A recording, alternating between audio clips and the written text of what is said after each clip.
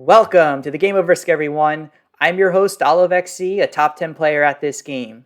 Today, we are doing Throwdown Thursday, where I team up a poorly played Risk, and we review a 1v1 map to help her, and you, the viewer, get better at the game of Risk. Poorly played Risk, do you want to introduce yourself? Yeah, thanks, Olive. Excited to do this map. I love this map for 1v1s. Yes, we are doing Nan Madol, manual setup, 120 seconds because this is a tutorial video, progressive, fog on, blizzards on. We can see looking at the map, pause a +3, Pawi a +3, idea a +4, Pinkatella +7, Doppelhu a +4, Nandawas a +5, and Pawi a +5. Poorly played Risk, how many of those names did I mispronounce? I have no idea. I think you nailed it. Oh, thank you. Based on the disconnection map right here in the bottom right, and for those who are just seeing this for the first time, a disconnection map basically shows how many territories and how many adjacent territories an individual item is connected to. The color represents the immediate territories, and the number represents the adjacent territories. You want to select the ones with the least amount of connections, like this territory right here, because it's a blizzard, it's only connected to one part. Poorly played Risk now selects, and she made the correct selection right here. Yes. So why did you decide to select this territory? Well, a few reasons. So because of the blizzard, it is a hard corner. And because of the blizzard, this is only a 3-territory continent. So if I didn't select it, I think you would have, and I would have been stuck with this other one, fishery, which wouldn't have been as good. Yes. Always think ahead when you can. Nailed it. So I'm going to select one right here, because again, this is another one border area. You want to select the most disconnected areas possible on this map for yourself when you can. All right, so you took another one. However, when you make that selection right here, I can now press forward more. And as player one, my goal is I want to connect my territories as much as possible on this map, because most of these territories are very disconnected. Your goal is to leave me as disconnected as possible. Okay. I see what you did. So since I go second, maybe I should block you and make you split. Well, we'll get to that part. I mean, I can't give you all the details. Can you let me win one of these, Olive? Just one. You've actually won like almost half of these. No, I think I only won the one. I think that's wrong. Oh, crap. Okay. Gotta think about this. Yeah, so I'm just continuing to take the one border areas, or for places that I'm strong, I'm continuing to place stuff down. And we can see, and just talking about my strategy out loud, this Poway region right here that I'm highlighting, I can go for this now pretty easily. This is a +2 area. And it's going to be very hard for a poorly played Risk to prevent me from taking it in a line right there. All because she gave me this one little territory right here. And so at the highest levels, you have to anticipate what your opponent's going to do and react accordingly to it. Yeah, okay, that makes a lot of sense. That makes sense. Oh, see, I do want you to try to win. Too. Other good spots on the board, this one right here, because when you look at the disconnection, very, very low number on a continent that has a lot of high numbers. Taking that spot early is key. Yep. Other ones are crappy. Very, very good. And I will continue to take super low numbers on this board. Poorly played Risk, you're the world's next up-and-coming 1v1 champion. Yes. I don't know about that. wait till you see my 1v1 tournament performance before you make any crazy statements. Oh, no spoilers, Poorly played Risk. So another interesting thing about the one territory that you selected earlier, when that one border region is one of your initial picks, let me just highlight this right here. The region that you were kind of like going for very early, like +1 border on, Nandawas. Look how hard you know how hard it is for me to take and hold that continent. Yeah. Because like that blizzard means I have to hold like 2 separate borders. Like it's gonna be very unlikely that I would go for that. Another reason why taking this spot earlier is super key.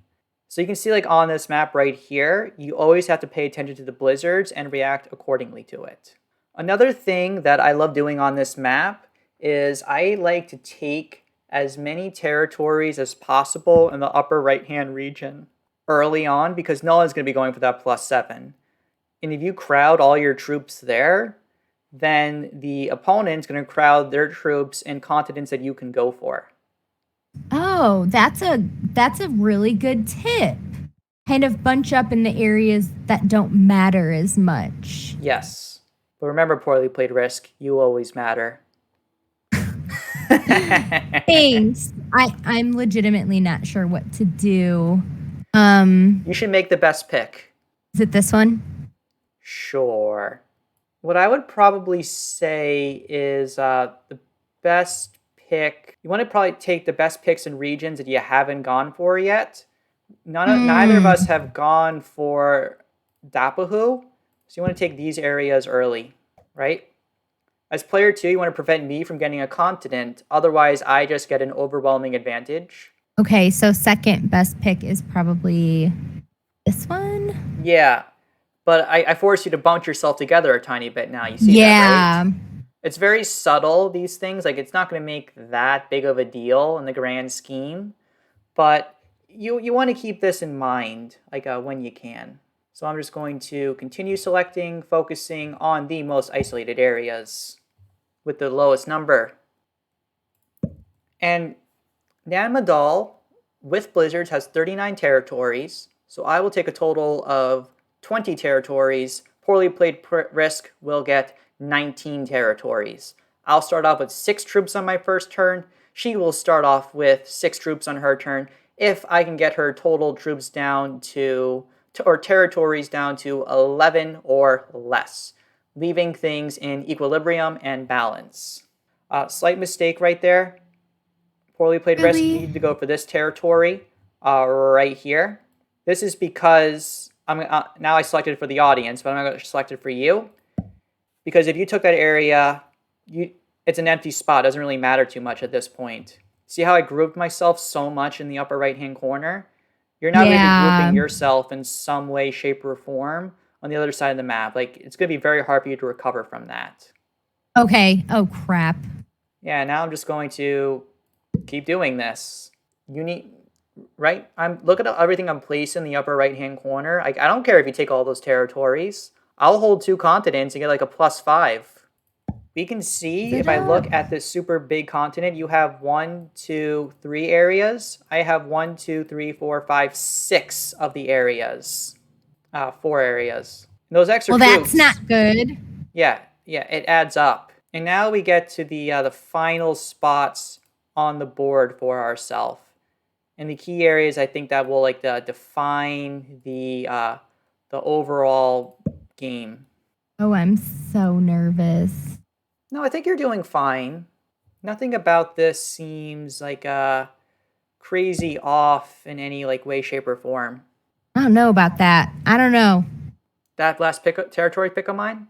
No, about what you just said. I think it does seem crazy off. I already feel like this is unwinnable for me. You're fine. And this is a good technique for people who are watching. I'm thinking about right now where I want to place my army on my first turn, as that will allow me to act as soon as my turn starts for myself.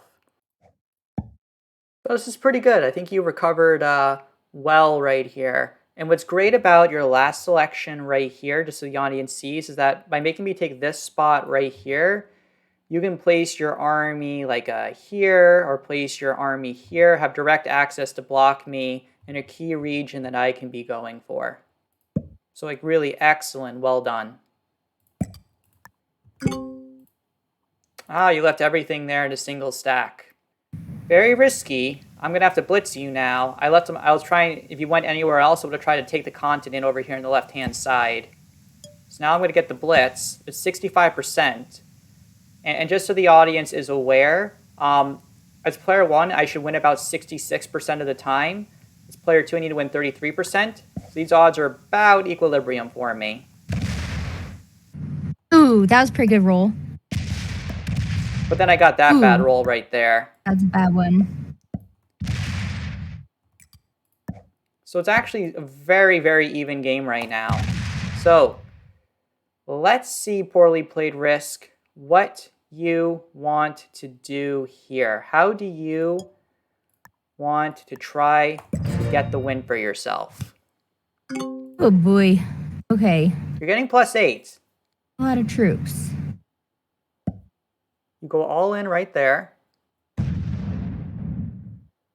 An important thing to keep in mind is that equilibrium is you want to get me down to 17 territories. So the way that you attack right here, I'm going to be at 19. You are going to be at 20 right now. So I'm going to get that extra troop over you.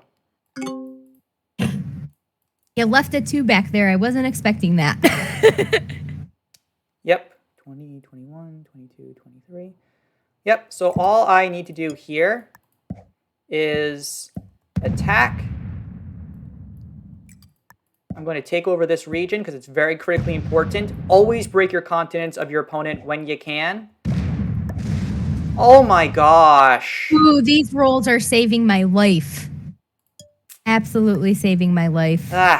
That's unlucky, but is what it is. You got to roll as you can with the punches right there. Ah, you're going for the continents. All right, that is smart, as you're going to force me to break it. But you move your 2 away. So I need to prioritize breaking this region now. And I need to put everything here to make sure that it goes successfully. So a successful roll for myself, which is good. And now I need to win this 2v1. Oh my gosh. That's the 3rd one you've lost. That is not typical. Yeah, that's very, very bad luck. It is what it is. You may end up taking this game. We will see. You get an extra troop now. And a little bit of a mistake by you. You're taking those extra territories, but I don't know how much that really is going to help you. You don't have that continent, right? No, but I figured I'd been leaving you with quite a bit. So I figured I might as well start to try to knock you down. I wasn't sure how much you had left back there. Maybe that was a mistake.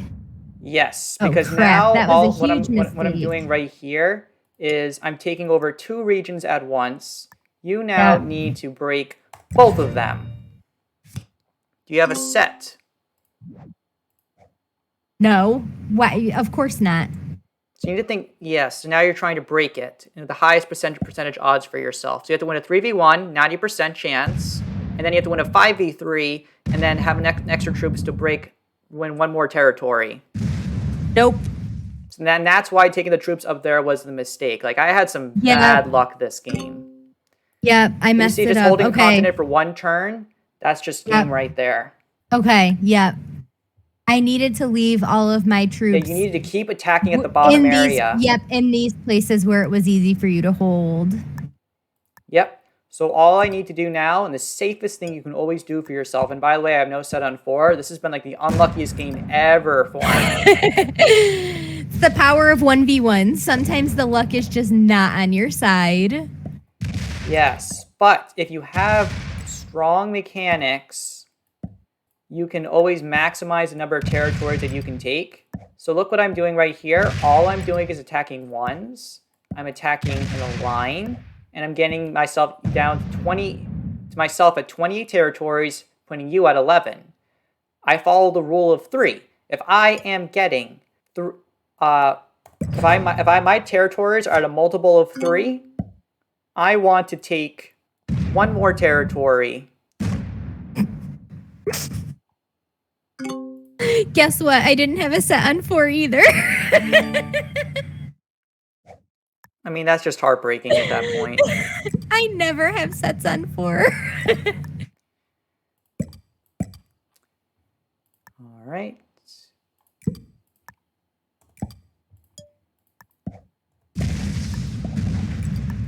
Yep, and that's going to be a wrap, I think. So any last words, Poorly Played Risk?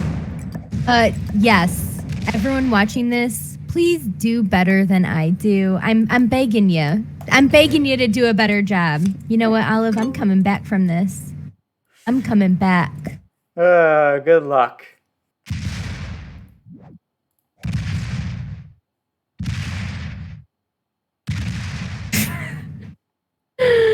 Okay, turns out I'm not coming back.